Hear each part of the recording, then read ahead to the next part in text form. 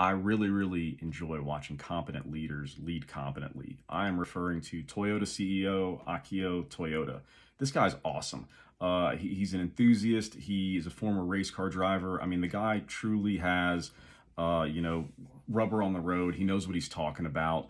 And this is in a day and age where CEOs, for the most part, are just stuffed suits, especially when it comes to the automotive industry. So he had a pretty interesting take on everything that he said regarding EV is the future.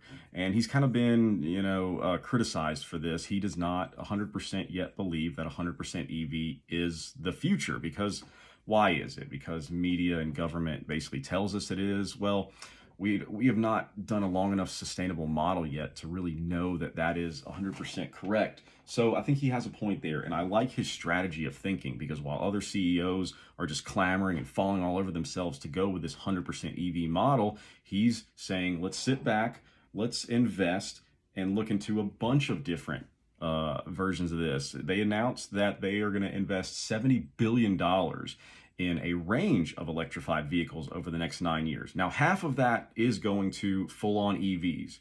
The rest of it is going to be dispersed between hybrids, plug-in hybrids, hydrogen fuel cell. And I think it's really important to do all of this because, again, we don't know what we don't know when it comes to all this. Some people sat down with him and kind of asked, why aren't you fully on board with this? What's giving you pause? He cited infrastructure, pricing on the vehicles, customer preference based on location, a lot of what is what he said, and battery material shortages, and of course where the stuff is coming from, which is mostly Congo and stuff like that. So I thought it was a pretty interesting take, and apparently it's all about everything that he's saying here is all about the future of Toyota and making sure that they sustain and last. He's quoted as saying, let me see, for me, playing to win also means doing things differently, doing things that others may question, but that we believe will put us in the winner's circle the longest.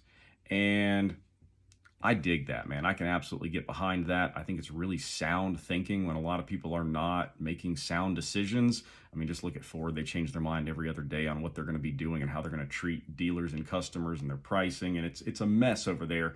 So it's nice to see somebody actually taking a realistic approach to this big problem that we have on our hands. Also, on top of that is just kind of a note, but he said that they have no plans of overhauling their dealer network. They see their dealerships as a big plus. Hopefully they can kind of keep everybody in check and get rid of the price gouging and stuff like that. But anyway, I thought it was pretty interesting news. Let me know what you guys think.